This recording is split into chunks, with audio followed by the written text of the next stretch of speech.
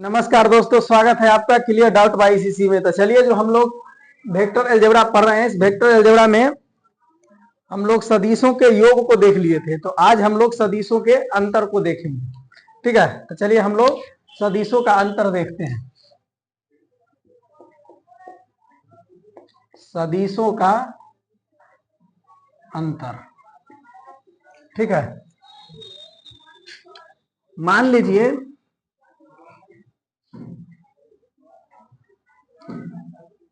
यह है ए वेक्टर, ठीक है, यह है बी वेक्टर, ठीक, और दूसरा कोई है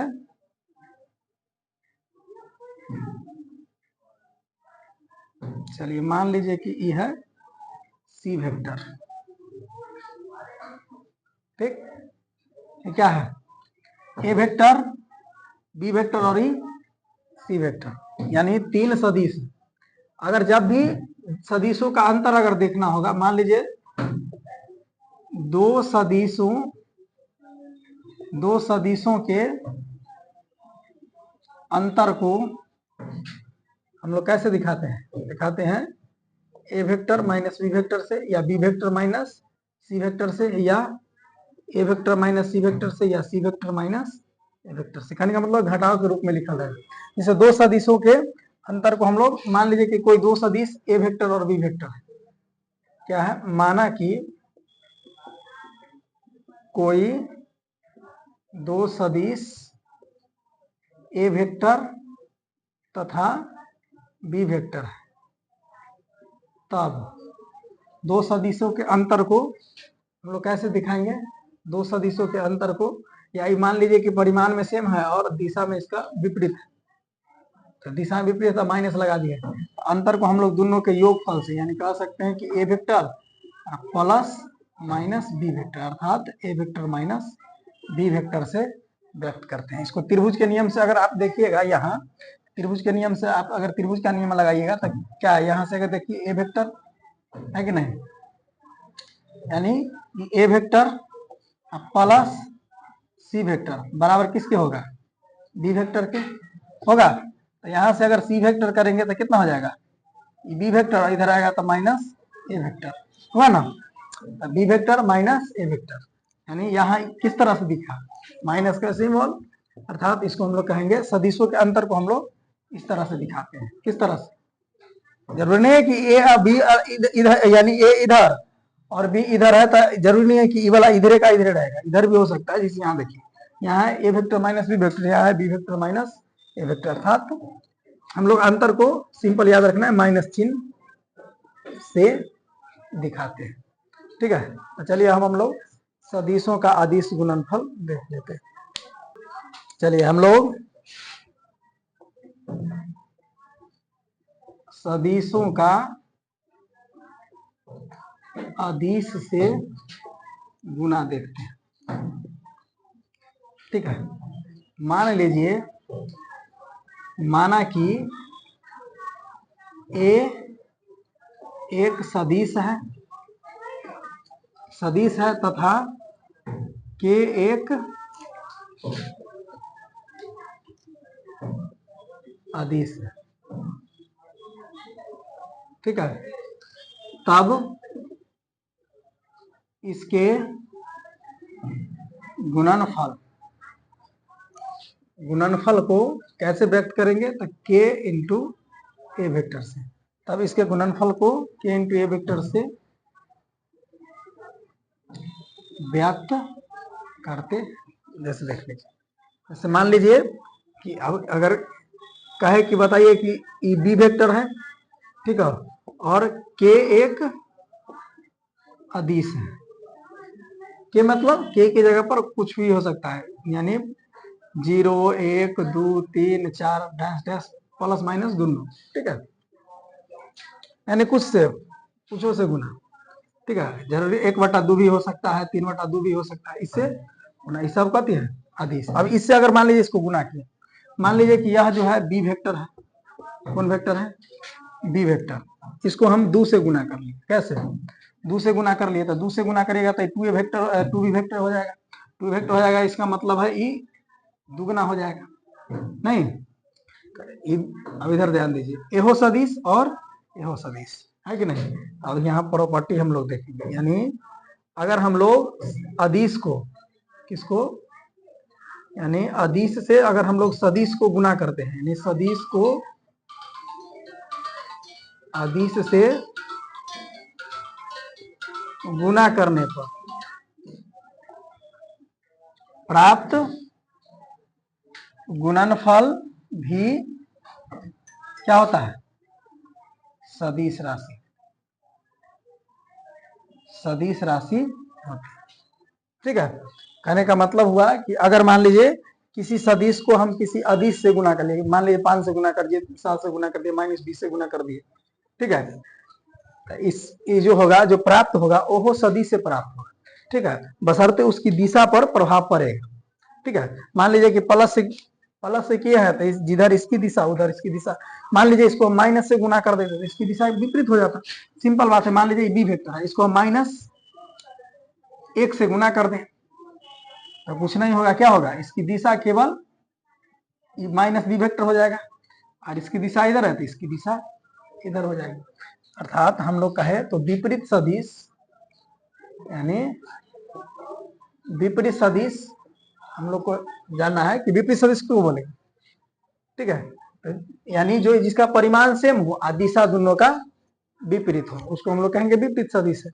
जैसे मान लीजिए कि ए वेक्टर है, अगर इसका अगर विपरीत सदिश का है तो -a वेक्टर हो जाए, नहीं, बात समझ गए। तो चलिए सदिशों का अदिश से गुना करना सीख गए होंगे। चलिए इसी पर आधारित हम लोग देख लेते हैं दो सदिशों के समांतर होने के नियम, यानी दो सदिशों के समांतर होने के शर्त।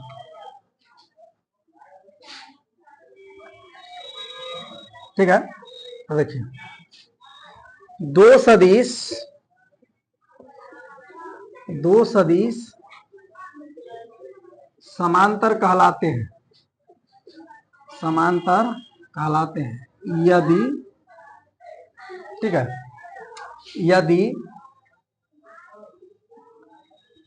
यदि उसका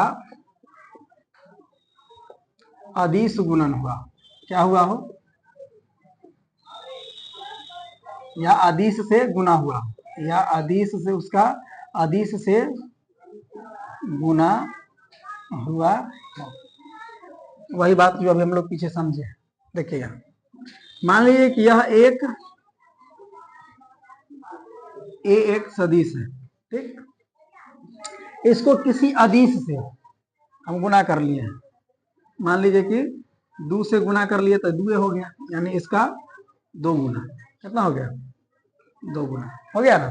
अब देखो एक ही रेखा के समांतर है तो ये दोनों क्या कहलाएगा, समांतर सदिश, यानी कितनों से गुना कर लेंगे, मान लीजिए -2 से गुना किया, -3 से गुना किया, ठीक है, तो माइनस से गुना करेंगे तो दिशा तो इसका विपरीत हो जाएगा। ठीक है, दिशा विपरीत, परंतु एक ही रेखा के समांतर होगा, तो क्या कहलाएगा, यानी अदिश से अगर गुना कर देंगे ना किसी सदिश को, तो गुना करने के बाद जितना प्राप्त होगा वो सब कति होगा, वो सब एक दूसरे के समांतर रहे। ठीक है, जैसे मान लीजिए कि इसको हम ए वेक्टर को हम -3 से गुना कर दिए, कितना से, 3 से, तो माइनस से गुना किए तो इधर दिशा था तो दिशा इसका किधर हो गया, दिशा इधर हो गया, और परिमाण इसका 3 गुना हो गया पहले का। ठीक है, नहीं, कहने का मतलब हुआ कि अगर आप किसी सदिश को किसी अदिश से गुना कर देते हैं तो उससे जो सदिश प्राप्त होता है वह सदिश मूल सदिश का समांतर होता है। ठीक है, चलिए आशा करते हैं कि आप समांतर होने के शर्त को समझ रहे हैं। तो हम कुछ परिमेय देख लेते हैं। ठीक है, यानी परिमेय नंबर 1, ठीक है, यदि कोई असमांतर अशून्य या असंरेख सदिश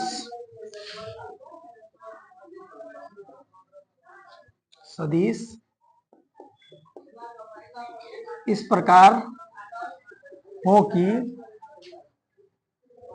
एक्स ए वेक्टर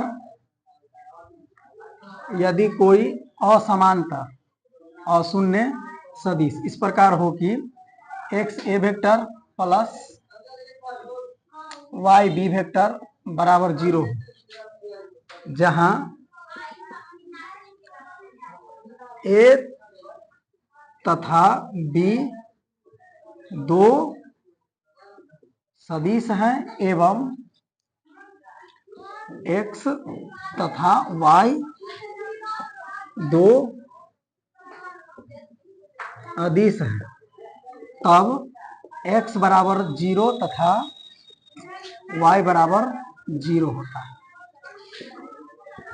ठीक है, कहने का मतलब हुआ अगर दो अशून्य असमांतर सदिश है, ठीक है, और वह दोनों मान लीजिए कि a और b दो असमांतर अशून्य सदिश है और x y दो अदिश है, ठीक है, और वह इस प्रकार से अगर लिखा हुआ है, ठीक है, तो अगर इस प्रकार से लिखा हुआ है तो x बराबर भी 0 होता है और y बराबर भी 0 होता है। इस बात को हमको प्रूफ करना है। ठीक है, तो देखिए इसका प्रमाण देख लीजिए,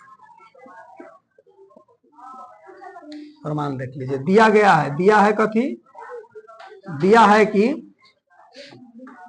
x A vector plus Y B vector बराबर 0। ठीक है, माना कि ए वेक्टर तथा बी वेक्टर दो असमांतर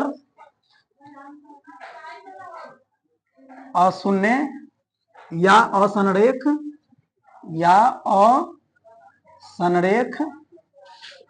सदिश है। ठीक है,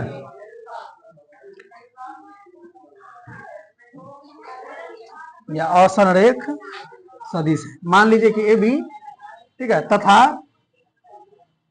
एक्स और वाई क्या है, अदिश है। ठीक है, एक्स और वाई क्या है, अदिश है। तब अगर आप यहां से अगर देखिएगा, यहां से अगर ध्यान दीजिएगा, हम मान लेते हैं कि x बराबर 0 नहीं है। ठीक है, जैसे हम लोग सिद्ध करते थे कि परिमेय संख्या है कि नहीं, तो परिमेय संख्या मान लेते हैं कि इतना